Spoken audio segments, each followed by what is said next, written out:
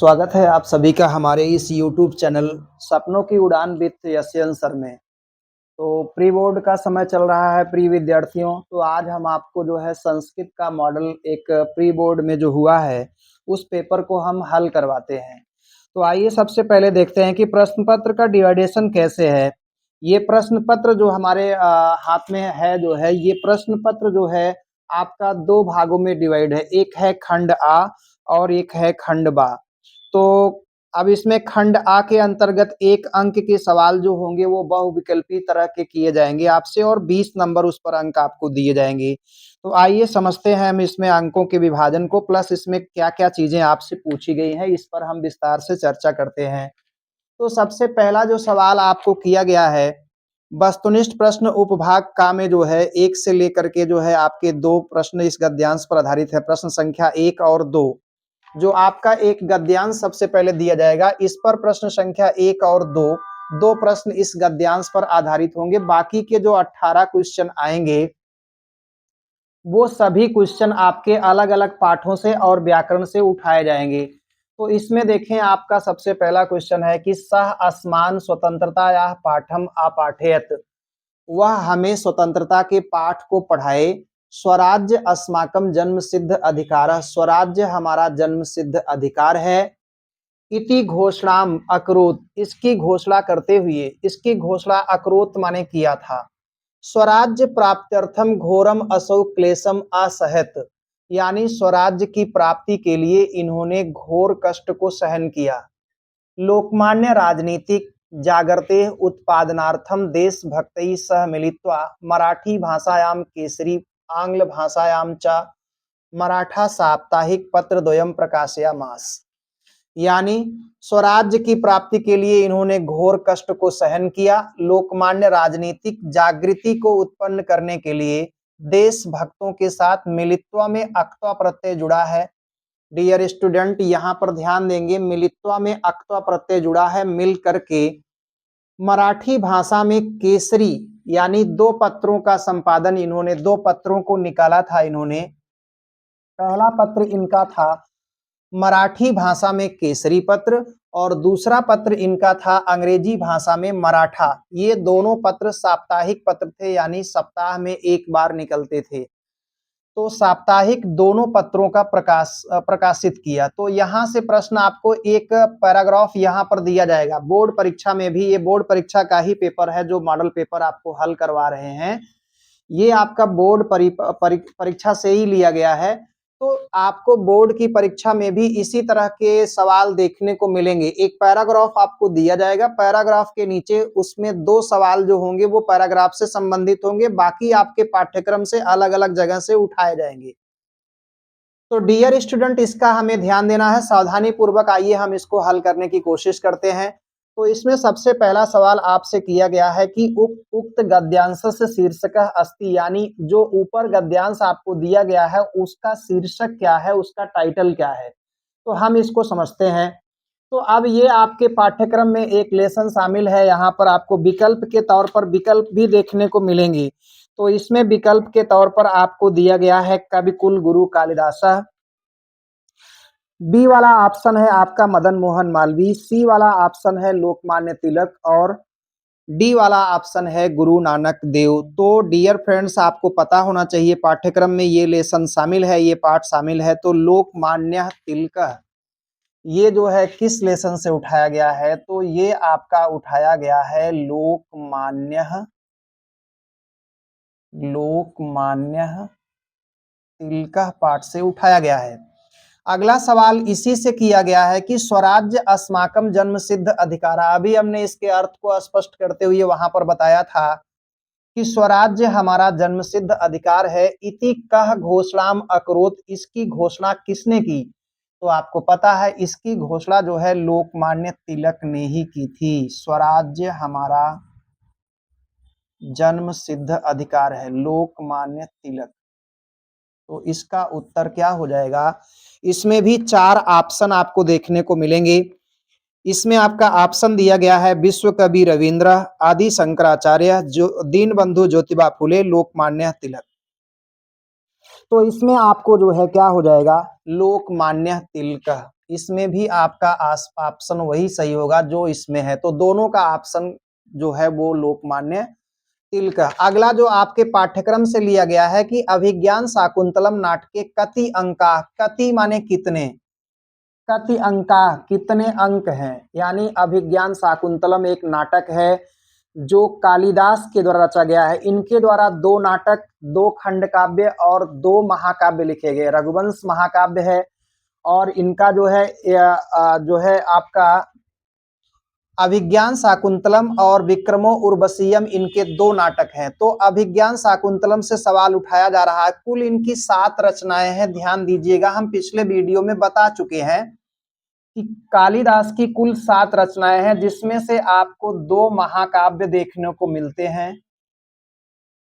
कालिदास की रचनाओं में आपको कितने महाकाव्य मिलेंगे? 2 महाकाव्य मिलेंगे और 2 जो है खंड काव्य मिलेंगे। 2 खंड काव्य मिलेंगे और 3 नाटक मिलेंगे। 3 नाटक, तो 3, 2 और 2, यानी 3, 2, 5, 2, 7 रचनाएं इनकी मिलती हैं। तो इनके 3 नाटकों में सबसे महत्वपूर्ण नाटक है अभिज्ञान शाकुंतलम। उसमें पूछा गया है कि कुल कितने अंक हैं। तो आपके पाठ्यक्रम में पहला ही लेसन शामिल है कवि कुल गुरु कालिदास, तो वहीं पर इनकी रचनाओं के बारे में पूरा वर्णन किया गया है। तो इसमें अगर आपको सही उत्तर देखना है तो इसमें 7 अंक हैं। सप्तंका जिसको कहा गया है, 7 अंक हैं। तो पहले पाठ में इनकी समस्त रचनाओं के बारे में पूरी जानकारी दी गई है, जिसमें आपका मेघदूत है, खंड काव्य है, ऋतु संहार है, ये दोनों खंड काव्य हो गए। तो इनके बारे में आपको ध्यान से देखना है। तो डियर स्टूडेंट, ध्यान हमें क्या देना है कि जो सवाल यूपी बोर्ड परीक्षा में आपको संस्कृत हो या अंग्रेजी हो या गणित हो, जो पूछा जाता है 20 नंबर का क्वेश्चन, वो बीच बीच से उठाए जाएंगे, इसका ध्यान रखना है। इसलिए पाठ को हमें सीरियसली पढ़ना होगा। अगला सवाल जो आपके पाठ्यक्रम से उठाया गया है वो है केयूरा ना विभूषयन्ति पुरुषम हारा। अब ये एक श्लोक की एक लाइन दे दी गई है, एक पंक्ति दे दी गई है, उसको आपको कहा जा रहा है कि इस श्लोक की पंक्ति को पूर्ण कीजिए। तो पूर्ण करने में आपको दिया गया है विकल्प ना विलेपनम, ना कुसुमम, ना स्नानम, ना चंद्रोज्ज्वला। यानी केयूर, ना तो व्यक्ति को केयूर सुशोभित कर सकते हैं, ना हार, सुंदर हार जो है, और किसके समान? चंद्रोज्ज्वला। तो इसमें जो है आपका हो जाएगा उत्तर ना चंद्रोज्ज्वला, ना चंद्रोज्ज्वला,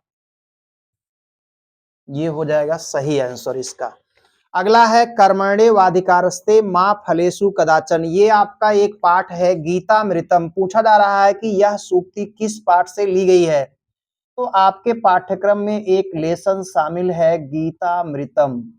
ये उसी पाठ से जो है आपकी उठाई गई सूक्ति है, कर्मण्ये वाधिकारस्ते मां फलेषु कदाचन। गीता में भगवान श्री कृष्ण जो है अर्जुन को उपदेश देते हुए कहते हैं कि कर्मण्येव, कर्मण्य धन एव, यानी हे अर्जुन तुम्हारा कर्म करने में ही अधिकार है। मां फलेषु कदाचन, कदाचन मीन्स कभी नहीं, यानी कर्म के फल में कभी नहीं। तो फलेषु में कौन सी विभक्ति हो जाएगी, कौन सा वचन हो जाएगा? तो फल एक शब्द रूप है, उसकी सप्तमी विभक्ति बहुवचन में जो रूप बनेगा वो होगा फलेषु। और देखना क्या है, महाभारत महाकाव्य रचयिता का, यानी महाभारत महाकाव्य के रचयिता कौन है? तो ये बड़ी ही प्रसिद्ध रचना है महाभारत। तो इसके जो रचनाकार हैं वो वेद व्यास हैं। इसके जो रचनाकार हैं वो वेद व्यास हैं। अगली जो रचना उठाई गई है, हालांकि ये संस्कृत से संबंधित नहीं है, थोड़ी बहुत संस्कृत की छाप अवश्य मिल जाएगी, वो अलग की बात है, लेकिन ये संस्कृत से संबंधित नहीं है। ये रचना हिंदी से संबंधित है और ये इसके रचनाकार प्रसिद्ध कवि हैं हिंदी के भक्ति काल के स्वर्णिम युग के कवियों में से एक हैं गोस्वामी तुलसीदास। गीतावली उन्हीं की रचना है।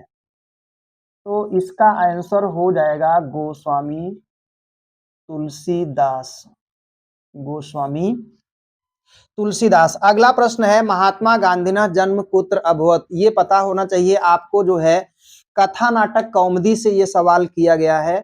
आपके पाठ्यक्रम में एक पुस्तक चलती है कथा नाटक कौमुदी, तो उसी से उठाया गया और पहला ही पाठ है महात्मना संस्मरणांश से लिया गया है। महात्मा गांधी ने जन्म पुत्र अभवत, महात्मा गांधी का जन्म कहाँ हुआ था? तो इसका उत्तर हो जाएगा पोरबंदरे। पोरबंदरे गुजरात में हुआ था इनका जन्म। तो पोरबंदर में जो है महात्मा गांधी का जन्म हो गया था। तो हमने कुल प्रश्नों की श्रृंखला में 8 को देखा।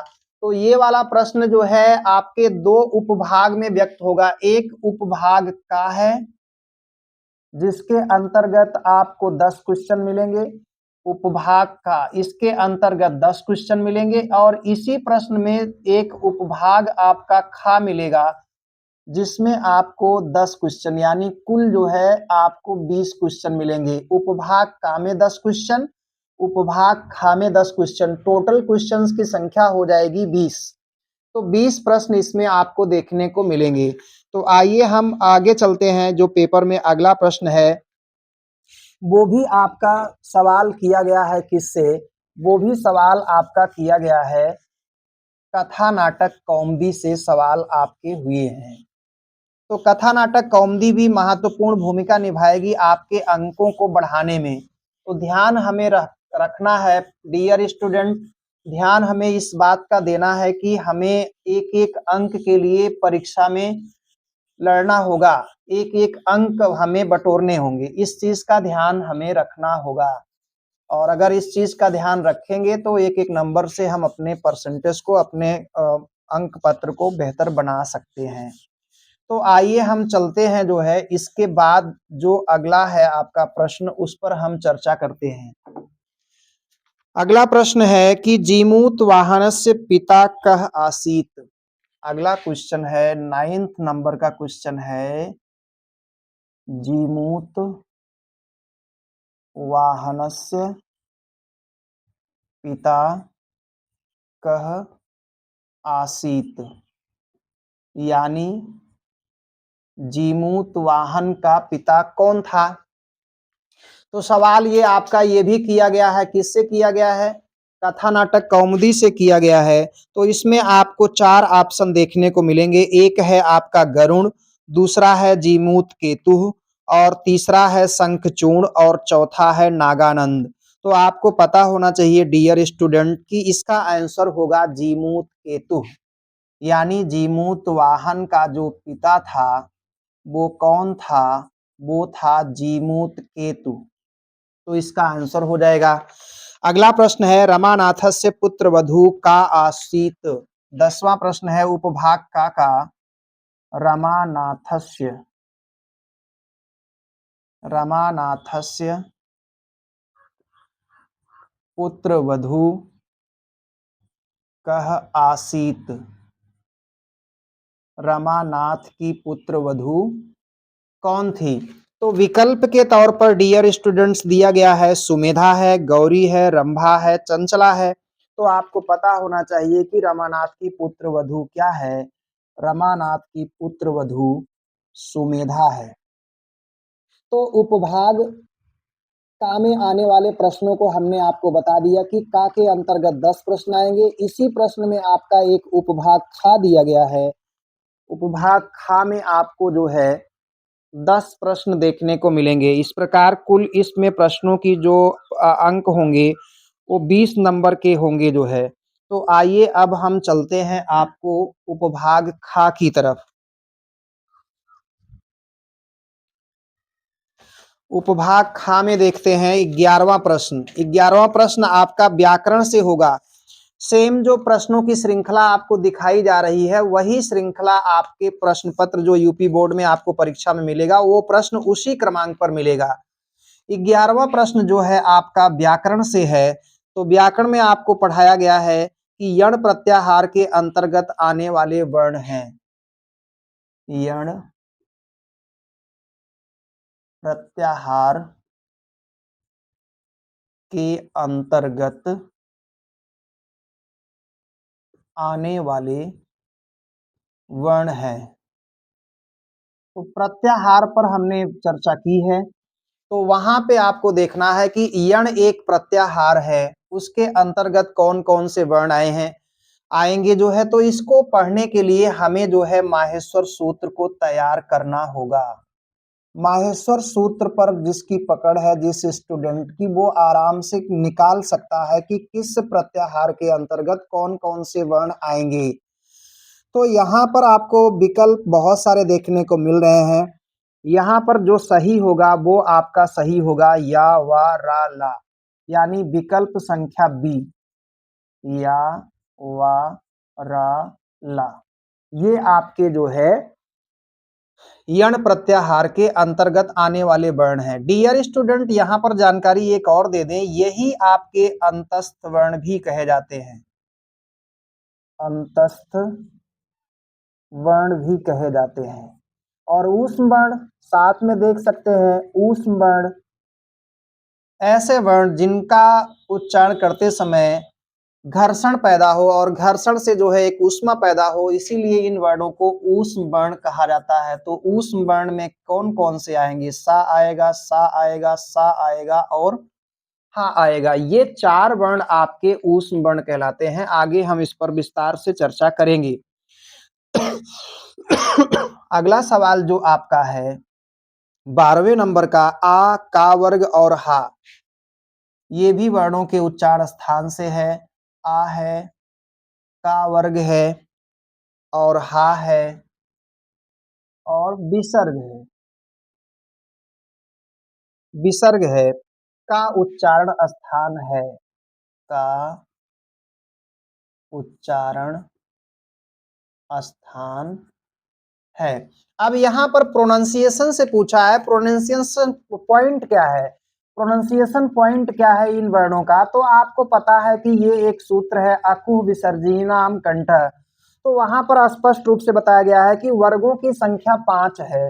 वर्गों की संख्या कितनी है? तो डियर स्टूडेंट, आपको पता होना चाहिए कि वर्गों की संख्या 5 है, जिसको पाणिनि महाराज ने क्या कहा? कु, चू, टू, तू, पू। कु, चू, टू, तू, पू, यानी का वर्ग, कु का मतलब, चू का मतलब चा वर्ग, टू का मतलब टा वर्ग, तू का मतलब ता वर्ग और पू का मतलब पा वर्ग। तो वर्गों की संख्या 5 है। तो अब यहाँ पर ध्यान देना है कि ये सारे वर्ण कहाँ से उच्चरित हो रहे हैं। तो आ है का वर्ग में। अब यहाँ पर जैसे का वर्ग कहा गया, तो का वर्ग कहने से पाणिनि का मतलब ये है कि ये पूरी पंक्ति से है। जैसे इसमें जितने वर्ण आएंगे सबकी चर्चा यहाँ पे हो रही है। जैसे का है, खा है, गा है, घा है और अंगा है। का, खा, गा, घा, अंगा। तो इन पांचों वर्णों से इसका मतलब है, तो अर्थात इनका, और इसमें एक हा है और एक विसर्ग है। विसर्ग को हम ऐसे इस चिन्ह से व्यक्त करते हैं। तो इतने वर्णों का उच्चारण स्थान कहाँ से होगा? तो डियर फ्रेंड्स, आपको पता होगा कि इन सभी वर्णों का उच्चारण स्थान कहाँ से होगा? कंठ से होगा, यानी गला, गले से इन वर्णों का उच्चारण होगा। तो आइए चलते हैं, अगला क्वेश्चन देखते हैं। विष्णु त्राता का संधि विच्छेद कीजिए।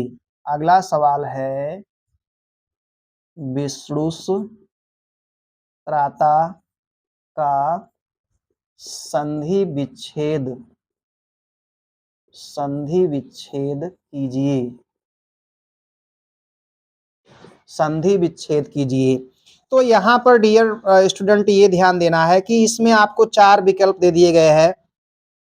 एक दिया गया है आपका विकल्प संख्या है विष्णु धन त्राता, पहला विकल्प हो गया। दूसरा विकल्प इसमें दे दिया है, थोड़ा थोड़ा अंतर देगा, इसलिए यहाँ पर हम इस वाले प्रश्न में आपको विकल्प भी देख के बता रहे हैं। विष धन त्राता। तो पेपर में जब आप बैठेंगे परीक्षा हाल में, तो ध्यान से चारों विकल्पों पर हमें जाना होगा और चारों विकल्पों को ध्यान से पढ़कर तब हमें कंफर्म होना होगा कि कौन सा विकल्प सही है। थोड़ा थोड़ा अंतर दे दिया जाता है, तो उस अंतर को समझेंगे। तीसरा विकल्प है विष्णु धन त्राता और चौथा विकल्प है नन ऑफ दीज, इनमें से कोई नहीं। इनमें से कोई नहीं, नन ऑफ दीज। तो यहाँ पर ये ध्यान दें कि ये विष्णु त्राता है, तो ये आप यहाँ से ये टूटेगा, तो ये जो है किसमें जाएगा? इसमें जाएगा, यानी विसर्ग में जाएगा। तो ये संधि आपकी पहला ऑप्शन गलत हो गया, दूसरा ऑप्शन पूरी तरह से गलत हो जाएगा, तीसरा आपका ये सही हो जाएगा। तो 13वें नंबर पर आपका ये हो जाएगा।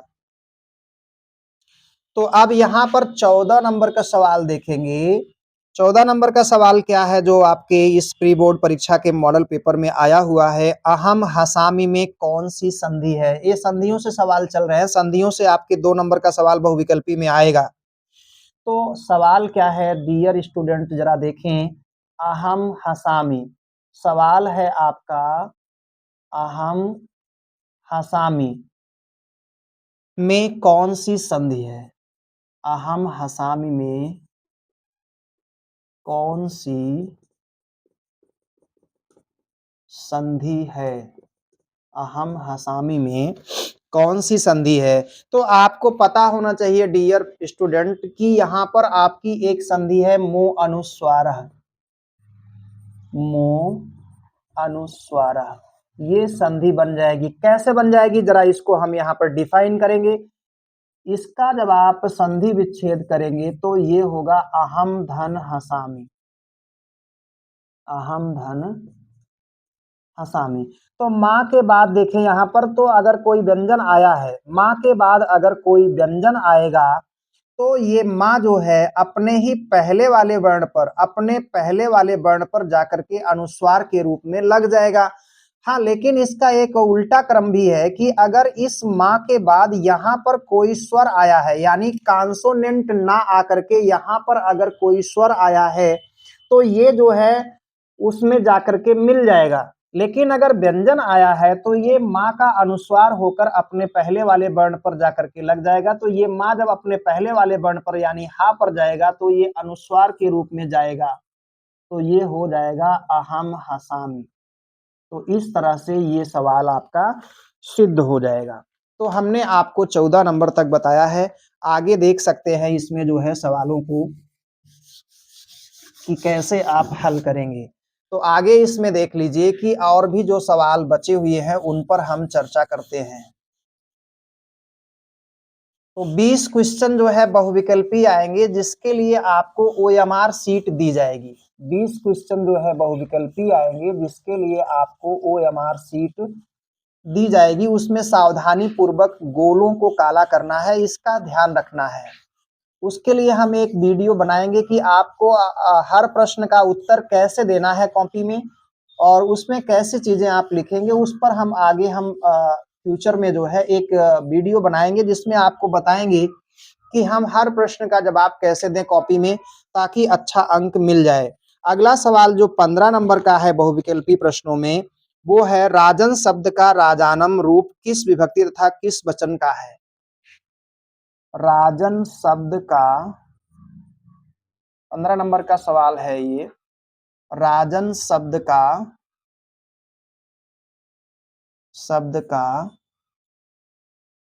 राजानम रूप,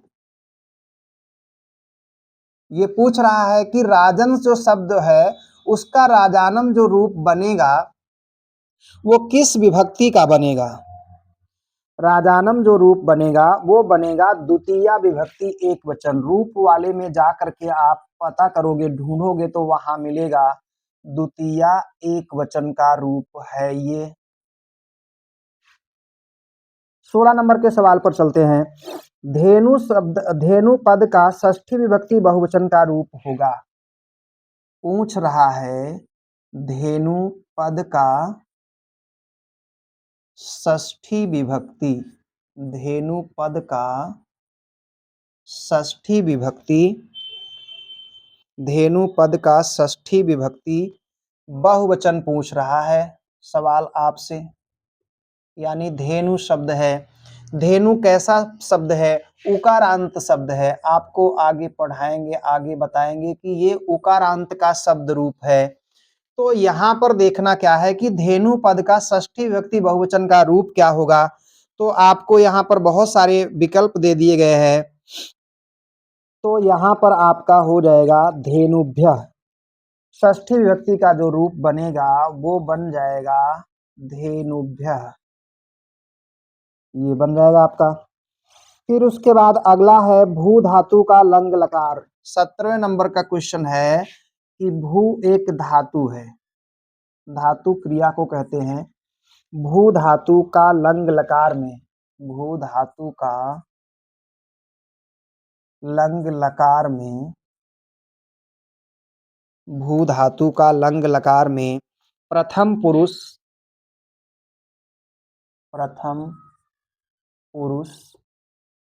बहुवचन का रूप है। प्रथम पुरुष बहुवचन का रूप है।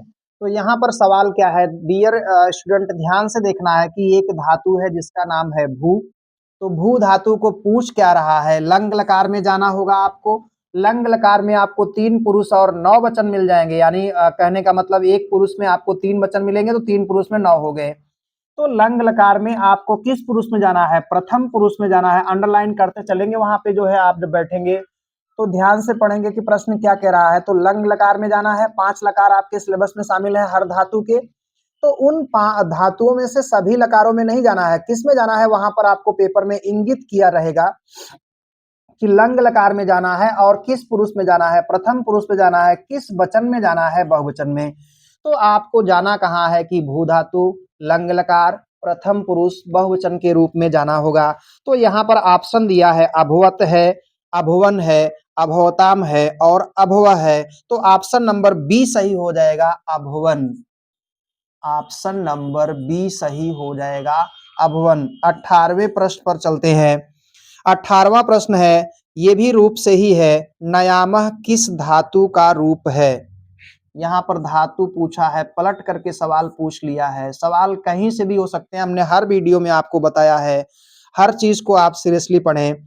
नयामह रूप किस धातु का है, नयामह रूप किस धातु का है। प्रश्न है नयामह रूप किस धातु का है। तो यहाँ पर क्या ध्यान देना है आपको, तो आपको यहाँ पर ध्यान देना है, धातु बतानी है। तो इसमें 4 विकल्प आपको दिए गए हैं, नी धातु, ज्ञा धातु, नस धातु, इस धातु। तो इसमें आपको दिया गया है, सही उत्तर हो जाएगा नी धातु। नी धातु का मतलब क्या होता है, ले चलना। और 19 नंबर का सवाल समास से है आपका। 19वें नंबर का सवाल जो है वो समास से है। पंचवटी में कौन सा समास है, इसका समास विग्रह बताइए। पंचवटी में कौन सा समास है, कौन सा समास है, और इसका जो है क्या बताना है, समास विग्रह भी बताना है। तो 2 प्रश्न इसमें हुए हैं, तो दोनों का आंसर क्या हो जाएगा, पंचवटी। तो आपको समास का चैप्टर पढ़ना होगा सीरियसली। तो ऐसा शब्द जिसका पहला पद क्या हो, संख्यावाची हो, कोई ना कोई डिजिट दी गई हो, संख्या दी गई हो, तो वो समास क्या कहलाता है, वो समास आपका द्विगु समास कहलाता है। तो आपका सबसे पहले यहाँ पर तो लिखना होगा द्विगु समास। ये द्विगु समास का उदाहरण है। फिर आगे है आपका कि इसका समास विग्रह करना है, तो हो जाएगा द्विगु समास और पंचानाम वटानाम, पंचानाम वटानाम हो जाएगा, पंचानाम वटानाम, इसके अनुसार आपका हो जाएगा। तो यहाँ पर कैसे समास विग्रह करेंगे, द्विगु समास का नियम है कि जो दोनों पद हैं उनका षष्ठी बहुवचन में कर देना है। समास विग्रह करते समय ध्यान, ये द्विगु समास में क्या देना है आपको, द्विगु समास में जो आपके 2 पद दिए हैं, यानी पूर्व पद और उत्तर पद, पूर्व पद में भी षष्ठी विभक्ति बहुवचन में ले जाना होगा और उत्तर पद को भी षष्ठी विभक्ति बहुवचन में ले जाना होगा। तो इसका समास विग्रह सही हो जाएगा। 20वां प्रश्न क्या है, 20वां प्रश्न भी समास से है, यानी समास से 2 नंबर का सवाल आएगा। तो समास से जो 2 नंबर का सवाल आएगा उसमें से दूसरा प्रश्न ये है कि लंबोदरः में कौन सा समास है। लंबोदरः, लंबोदरः में कौन सा समास है। तो लंबोदरः में समास पूछा है, आसान सवाल है।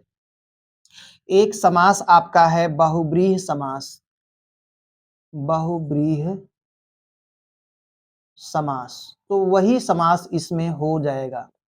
बहुब्रीहि समास की विशेषता क्या है, इसका सूत्र है अन्य पद प्रधानः बहुब्रीहि समासः, यानी इसमें ऐसा पद जो है कि कोई तीसरा पद प्रधान हो जाए या कोई अन्य पद प्रधान हो जाए, तो वहां पर कौन सा समास माना जाएगा? बहुब्रीहि समास माना जाएगा। और इसका समास विग्रह अगर आपसे पूछा जाएगा तो कैसे करेंगे? लंबम उदरम यस्य सः, यानी लंबा है उदर जिसका।